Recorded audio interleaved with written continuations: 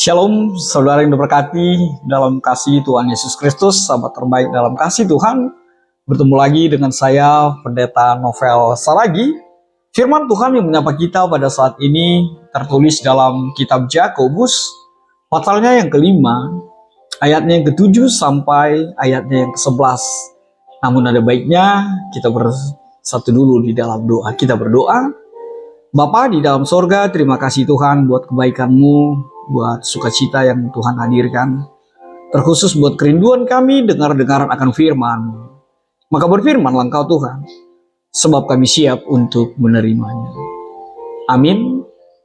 Shalom saudaraku di dalam kasih Tuhan Yesus Kristus, sahabat terbaik dalam kasih Tuhan. Seperti yang saya sebut tadi, bahwa firman Tuhan yang menyapa kita pada saat ini tertulis dalam kitab Yakobus, pasalnya yang kelima, ayatnya yang ke-7 sampai ayatnya yang ke-11. Begini firman Tuhan saya bacakan buat kita semua. Karena itu saudara-saudara, bersabarlah sampai kedatangan Tuhan. Sesungguhnya petani menantikan hasil yang berharga dari tanahnya, dan ia sabar sampai telah turun hujan musim gugur dan hujan musim semi. Kamu juga harus bersabar dan harus meneguhkan hatimu, karena kedatangan Tuhan sudah dekat. Saudara-saudara, janganlah kamu bersungut-sungut dan saling mempersalahkan, supaya kamu jangan dihukum. Sesungguhnya hakim telah berdiri di ambang pintu. Saudara-saudara, turutilah teladan penderitaan dan kesabaran para nabi yang telah berbicara demi nama Tuhan. Sesungguhnya kami menyebut mereka berbahagia, yaitu mereka yang telah bertekun.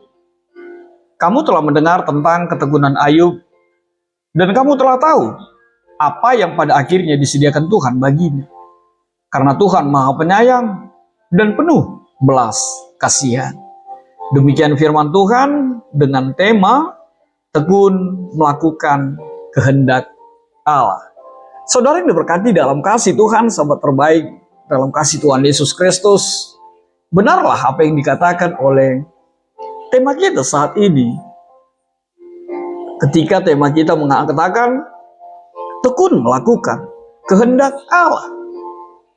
Kenapa saya juga setuju dan sangat diberkati dengan tema kita pada saat ini?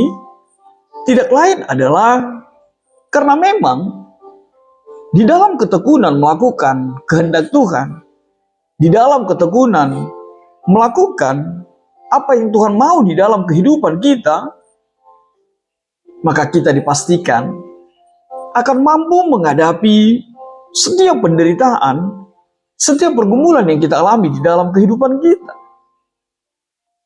Bukankah setiap kita memiliki pergumulan? Bukankah setiap kita memiliki tantangan di dalam hari-hari kehidupan kita? Kalau ada yang mengatakan dia tidak punya pergumulan, dia tidak punya permasalahan, dia tidak punya tantangan dalam kehidupan ini, dia pasti pribadi yang telah berbohong dengan dirinya sendiri. Sekali lagi, setiap kita punya penderitaan, setiap kita punya pergumulan. Tapi persoalannya adalah, adakah engkau hidup di dalam kehendak Tuhan, hidup melakukan kehendak Tuhan? Ketika begitu banyaknya pergumulan, ketika banyaknya penderitaan hadir dalam kehidupan, saudaraku dalam kasih Tuhan, sahabat terbaikku dalam kasih Tuhan Yesus Kristus, bicara tentang penderitaan, bicara tentang pergumulan itu, surat ini adalah surat tulisan seorang Yakobus yang dikatakan adalah saudara tiri dari Tuhan Yesus, dan dia bukan dari 12 rasul itu. Apa yang melatar belakangi kisah ini dituliskan? Tidak lain adalah orang-orang percaya pada saat itu di Yerusalem dan sekitarnya, sebagai alamat dari teks ini, mengalami pergumulan hebat, mengalami penderitaan sangat dalam kehidupan mereka. Diinventarisir, pergumulan itu datang dari pemerintahan Romawi ketika itu.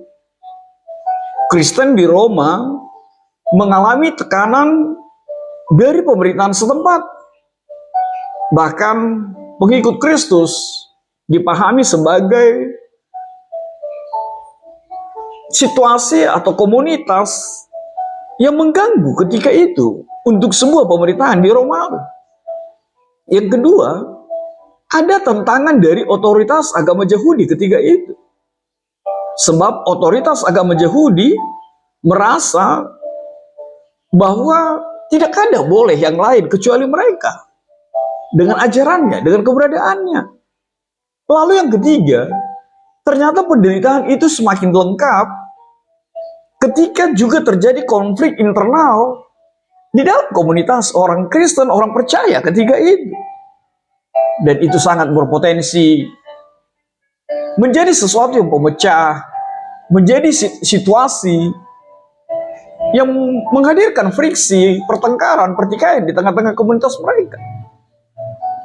Bahkan karena tekanan dan tantangan yang dihadapi, dipastikan ada orang yang terganggu imannya. Ada pribadi yang mengaku percaya kepada Tuhan, merasa tidak nyaman dalam komunitas itu. Lalu latar belakang berikutnya penderitaan itu, Yakobus mau agar dibutuhkan kesabaran, dibutuhkan ketekunan. Ketekunan dalam apa? Ketekunan dalam melakukan kehendak Allah. Ada kesetiaan di tengah pergumulan penderitaan itu, seperti yang saya tanyakan tadi. Apa yang kita lakukan? Tetapkah kita tekun? Tetapkah kita setia melakukan perintah Tuhan, melakukan kehendak Allah dalam kehidupan kita? Itu menjadi pertanyaan di dalam hari-hari kehidupan kita. Kalau firman Tuhan ini dituliskan di sekitaran tahun 48 hingga 62 Masehi, saya pikir pertanyaan itu juga relevan bagi kita saat ini. Ketika pergumulan, ketika penderitaan itu hadir dalam kehidupanmu, adakah kesetiaan melakukan kehendak Allah menjadi bagian yang tidak terpisahkan dari kehidupanmu? Itu sebabnya saudaraku dalam kasih Tuhan, sahabat terbaikku, Yakobus menulis surat ini untuk memberi nasihat praktis, memberi nasihat rohani kepada jemaat, bahwa dibutuhkan sebuah ketekunan. Ketekunan dalam iman yang hidup di dalam perbuatan. Dan surat Yakobus lebih lagi ingin mengantarkan sebuah kenyataan bahwa kita harus saling peduli, berbelas kasihan kepada orang-orang di sekitar kita sebagai bagian dari mempraktekkan, menunjukkan keimanan kita di dalam kehidupan ini. Maka itu sahabat terbaik dalam kasih Tuhan, apa yang bisa kita kuatkan, apa yang bisa kita tekankan dengan kaitan tema melalui teks kita saat ini? Tidak lain adalah hal yang pertama yang bisa kita kuatkan sebagai penegasan dalam tema kita saat ini, tidak lain adalah milikilah kesabaran dalam menantikan kehendak Allah. Artinya, di dalam ketekunan itu, kata kuatnya, pesannya, intinya adalah ada sebuah kesabaran. Ya, sederhana. Bagaimana seorang ibu, seorang perempuan yang menyulam, merajut, kristik atau lukisan, ya mungkin sampai sampai lupa waktu. Tapi dia melakukannya, mengerjakannya dengan penuh kesabaran, dengan penuh ketekunan. Walaupun mungkin sampai menangis melakukannya, tapi dia mengerjakannya dengan tekun. Dan akhirnya lukisan itu, rajutan itu terselesaikan dengan baik. Dan ada sukacita penuh di dalam. Lalu hal yang kedua yang bisa kita lihat, ketika Yakobus menganalogikan sebagai analogi seorang petani. Ini adalah sebuah gambaran tentang kesabaran. Petani itu adalah gambaran tentang ketekunan dalam mengerjakan sesuatu dalam kehidupan kita. Lihatlah, bahkan musim pun dia tidak bisa tebak. Apa terjadi besok dia tidak bisa tebak. Tapi dia tekun, dia melakukannya dengan sepenuh hati. Bahkan hal yang parah, apa itu untuk seorang petani? Tidak lain adalah bahkan harga untuk besok pun dia tidak tahu. tapi dia tekun melakukannya. Lalu apa hal yang ketiga yang bisa kita kaitkan dengan tema kita saat ini? Tetaplah kuat dan tegar. Artinya apa? Benar, kita mengalami pergumulan, kita mengalami penderitaan. Tapi biarlah melalui tema kita pada saat ini, kita semakin ditegarkan, kita semakin kuat. Dengan kekuatan apa? Dengan argumen apa? Dengan iman apa? Kedatangan Yesus sudah dekat. Kedatangan Allahmu melalui Yesus yang kedua kali itu sudah dekat. Artinya apa? Yakobus ingin mengatakan kepada setiap kita, tidak sebanding pergumulanmu, penderitaanmu saat ini dibandingkan anugerah, dibandingkan berkat Tuhan. Ketika Yesus kita datang untuk kedua kalinya mengangkatmu dan menempatkanmu di sorga yang penuh dengan sukacita itu dalam kehidupan. Lalu apa yang berikut? Yang bisa kita kaitkan dengan tema kita pada saat ini. Hindarilah bersungut-sungut. Bukankah itu menjadi sesuatu problem di tengah-tengah sebuah komunitas, di tengah-tengah sebuah persekutuan? Ketika ada pergumulan, ketika ada penderitaan, biasanya sering terjadi di tengah sebuah persekutuan. Mulai bersungut-sungut, mulai saling menyakiti, mulai saling mengkambing hitamkan, mulai sambil saling menggerogoti atau menghakimi dan lain sebagainya. Dan itu tidak dibenarkan.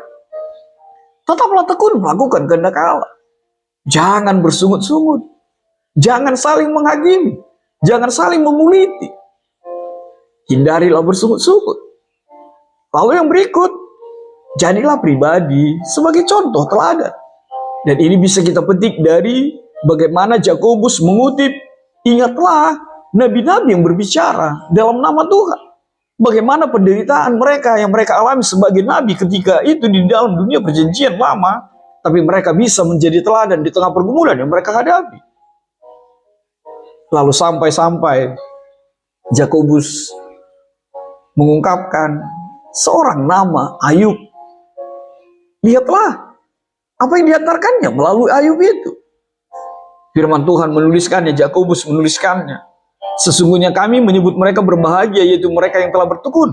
Kamu telah mendengar tentang ketekunan Ayub, dan kamu telah tahu apa yang pada akhirnya disediakan Tuhan baginya. Karena Tuhan Maha Penyayang dan penuh belas kasihan. Yang saya mau garis bawahi adalah kamu telah tahu apa yang pada akhirnya disediakan Tuhan baginya. Maka saudaraku, belajarlah dari Ayub untuk semua ketekunan itu. Sebab di dalam Ayub kita melihat ada contoh nyata pribadi yang beriman. Meskipun begitu banyak mengalami penderitaan, bahkan semua diambil dari dalam dirinya. Tapi lihatlah endingnya. Ini ibarat film happy ending, penuh dengan sukacita. Dan hal yang lebih luar biasa dan tidak bisa kita lupakan dalam kehidupan orang beriman. Apa itu? Ketekunan Yesusmu. Ketekunan seorang Tuhan Yesus ketika dia ada di muka bumi ini. Lihatlah penderitaannya, lihatlah pergumulannya.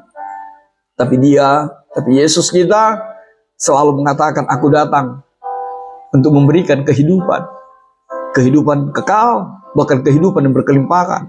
Agar setiap orang percaya kepadanya tidak mengalami neraka, tidak mengalami sesuatu yang membuat mereka tidak dilayakkan di dalam sorga itu. Itu pekerjaan Tuhan. Dan itu dia lakukan dengan ketekunan dan dalam kesetiaan. Maka saudaraku, refleksi apa yang bisa kita petik dalam firman Tuhan pada saat ini? Hal yang pertama, milikilah selalu kesabaran dan ketekunan itu. Sebab kesabaran dan ketekunan itu menjadi kuat, menjadi senjata kita untuk mencapai sesuatu dalam kehidupan kita. Dengan ketekunan, niscaya apapun yang kita lakukan di dalam Tuhan pasti semakin diberkati. Yang kedua, janganlah bersungut-sungut. Bersungut-sungut itu adalah kehidupan orang yang tidak tahu bersyukur, tidak tahu berterima kasih. Ingatlah, Yesus juga tidak pernah berjanji tidak akan ada penderitaan, tidak akan ada pergumulan. Maka gak usah bersungut-sungut, gak usah. Itu dilarang dalam keimanan kita. Ucap syukurlah, pujilah Tuhan dalam kehidupanmu. Hal yang ketiga, carilah contoh tokoh idolamu di dalam Alkitab, contoh teladan. yang menjadi kuatmu di dalam penderitaan dan di dalam pergumulan. Kalaupun tidak ada nabi, bisalah belajar dari janda di Sarfat. Bisalah bicara tentang atau dari orang-orang yang hidup di dalam kesusahan, tapi oleh ketekunannya, dia menjadi pribadi yang diberkati dalam kehidupan kita. Yang keempat, lihatlah Ayub dan bagaimana Tuhan begitu peduli dengannya. Orang yang tekun di dalam Tuhan, pasti Tuhan perhatikan. Bahkan hiduplah di dalam kekuatan. Kalaupun sesuatu Tuhan izinkan di dalam dirimu untuk diambil, untuk dipretelin, percayalah, kalau itu di dalam izin Tuhan, Tuhan mau gantikannya lebih dari seperti apa yang kau miliki. Ingat kisah Ayub. Yang kelima, tetaplah kuat, tetaplah tegar.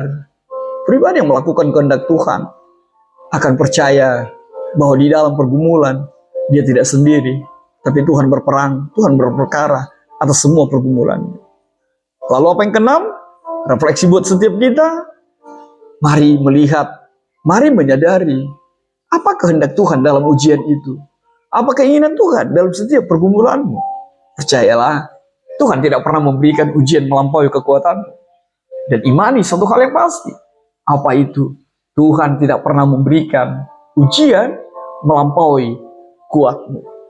Maka tetaplah tekun melakukan kehendak Tuhan. Sebab orang tekun melakukan kehendak Tuhan tidak akan dipusingkan oleh semua pergumulan di tengah-tengah dunia ini. Amin. Tuhan memberkati kita bersatu dalam doa. Bapa di dalam sorga, terima kasih Tuhan buat kebenaran firman-Mu. Biarlah firman-Mu menjadi kuat setiap kami, agar kami tetap setia, tekun, melakukan kehendak-Mu. Dalam kasih-Mu Tuhan Yesus, kami berdoa dan ucap syukur. Amin.